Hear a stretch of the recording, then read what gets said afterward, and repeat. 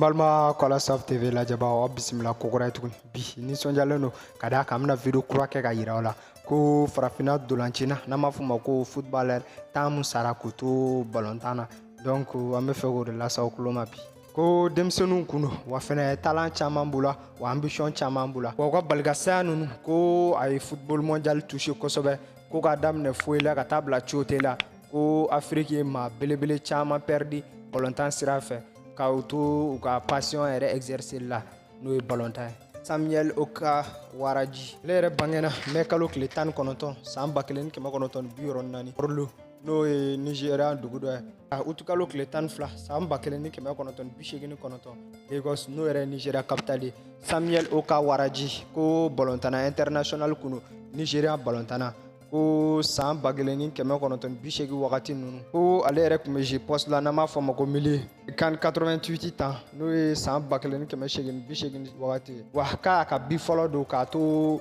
ci la match mun tana Cameroun contre la k'o kɛra depuis minute filanan wagati n'a yɛrɛ kɛra o tournoi finaliste ye n'o ye kan 88 ye ko ni Cameroun kelen de tilala ka kɛ sababu ye k'u dasi o yɛrɛ final la o kɔfɛ ko a ye Jeux olympiques 1988 n'o ye san 1988 a y'o participer a sɔrɔ yɛrɛ a jira Nigeria ka match bɛɛ la o de kɔfɛ ko coupe du monde n'o ye diɲɛ ballontan aw bɛɛ ka fara ɲɔgɔn kan donc o éliminatoire a joué la n'o yɛrɛ bɛnna san 1990 o Nigeria ani Angola kun bɛ ka jouer n'o yɛrɛ kɛra u ka terrain na n'an b'a fɔ ma ko national stadium n'o yɛrɛ kɛra août kalo tile 12 san 1989 ko Nigeria yɛrɛ ka kelen o kun bɛ Angola la ko kamalen kɔfɔlen k'a binna terrain kɔnɔ nga 80 yɛrɛ wagati fɛn min kɛra sababu ye k'a labɛn ko kun ye insuffisance cardiaque congestive ko autopsie n'o ye opération sugu dɔ ye ni maa banna ko o y'a yira k'a fɔ hypertrophie du cœur b'a la ani hypertension artérielle ko fɛnɛ kun b'a la ko nin cɛ kɔfɔlen ko avocat fɛnɛ kunu n'a sɔrɔ droit yɛrɛ maîtrise kun b'a la n'a y'o sɔrɔ université de Rome na o tɛmɛnen kɔfɛ Marc Vivian Foe ko Marc Vivian Foe n'a yɛrɛ bangena Nkolo quartier dɔ bɛ ko Kolo Yaoundé san 1975 mɛ kalo tile fɔlɔ yɛrɛ ko a banna Lyon juin kalo tile 26 san 2003 wagati ko ale yɛrɛ Camerounais ka joueur don n'an b'a fɔ footballeur international ko a yɛrɛ France nationalité sɔrɔ décembre kalo san 1998 ko Niger kɔfɔlen yɛrɛ ko a jouera Cameroun fɛ siɲɛ 64 ko a sara k'a to san 28 na ko accident cardiaque dɔ yɛrɛ la ko match mun tana Cameroun ni Colombie cɛ ko Marc Vivian Foe ko a binna terrain kɔnɔ sanga 72 yɛrɛ wagati demi-finale mun n'a kun bɛ Cameroun ni Colombie ɲɔgɔn cɛ la yɛrɛ taara terrain na ni terrain min yɛrɛ ko stade Gerland de Lyon ko a binnen kɔfɛ k'u y'a ta ka yɛlɛma a fariw kan donc a ma wuli o bɛɛ la donc ko Colombiens ka docteur dɔ bɛ n'a bɛ tɔgɔ ko Yepes and Pacino k'olu y'a ta ka taa n'a ye antenne médicale n'o yɛrɛ joueur bɛ furakɛ yɔrɔ min na terrain na donc ko minute 45 tɛmɛnen kɔfɛ n'u yɛrɛ y'a essayer k'u b'a lakunu ko Guy Uru malgré que Niger kɔfɔlen kun bananen don k'u ma match lajɔ o fɛnɛ ko docteur ka négligence k'a tatɔ yɛrɛ ka bɔ terrain kɔnɔ k'a binna ko a salen kɔfɛ ko autopsie dɔ y'a yira ko crise cardiaque gutugu ɲɔgɔn na ko ani malformation congénitale Ben Idrissa Derme ko burkinabéw ka milieu de terrain ko ale fatura crise cardiaque dɔ senfɛ septembre kalo tile 11 san 2016 wagati ko match dɔ n'o kun bɛ Bingu Gila ani Furiani Coupe de France yɛrɛ dɔ la Andreas Idahor ko Andreas Idahor ye Nigériens ka joueur ko a kun bɛ jouer attaquant na san 2000 wagati ko match dɔ n'o kun bɛ ko Andreas Idahor k'a binna terrain kan wa k'a banna wagati dɔgɔkun tagali kɔfɛ dɔgɔtɔrɔso la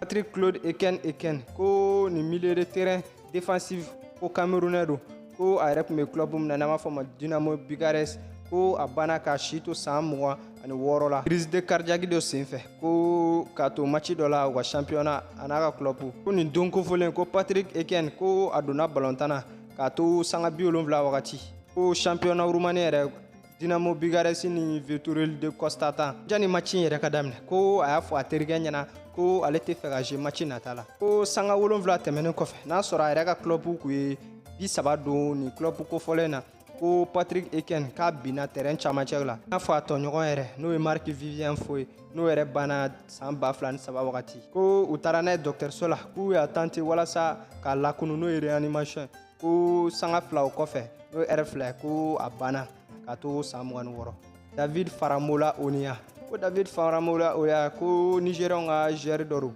ale yɛrɛ gera club la n'an b'a fɔ ma Titem Malaisie club dɔ ye mais je pense min na n'an b'a fɔ défenseur ko juin kalo tile 13 san 2015 wagati ko Onia k'a binna terrain sanfɛ terrain mun yɛrɛ n'a bɛ Malaisie ko match amical dɔ senfɛ n'o tun bɛ Titem ani Kelantan contre la. Victor Omonbehi ko août kalo san 2012 wagati Victor Omonbehi ko n'o ye Nigérian fana ka joueur dɔ ye ko a tun bɛ ka jouer Londres n'o ye Angleterre championnat match dɔ yɛrɛ n'o tun bɛ Ilford ani Lowestoft Town FC ɲɔgɔn cɛ ko kamalen kofɔlen k'a binna terrain kan wa k'a banna yɔrɔ la dɛ.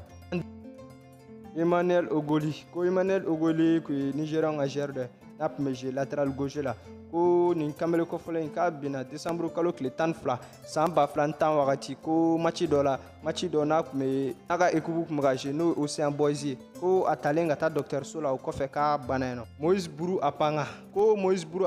ko ale ye Gabonais ka joueur dɔ ye n'a yɛrɛ origine ivoirienne ko a bangena février kalo tile 4 san 1982 Abidjan ko a banna avril kalo tile 26 san 2017 wagati Libreville n'o yɛrɛ kɛra Gabon ko crise cardiaque dɔ senfɛ n'a sɔrɔ a tun bɛ entraînement na a n'a ka club o tɛmɛnen kɔfɛ Cheikh Tiote ko ivoirien ka joueur don n'a yɛrɛ banna ka to san 30 la ko Anderlecht joueur kɔrɔ ko a banna entraînement dɔ senfɛ n'a sɔrɔ a n'u ka club bɛ ka jouer Beijing n'o yɛrɛ Chine deuxième division équipe dɔ ye a kun bɛ tiɲɛ bi. N'an ka video diyara i b'i abonné an ka chaîne YouTube la ka cloche de notification activer walasa an ka video nataw kana fɛ an ka video diyara i b'a partager i b'a liker n to k'o ko la an ka chaîne ye Kola Soft TV Instagram sanfɛ i bɛ se ka taa n suit kola net.yt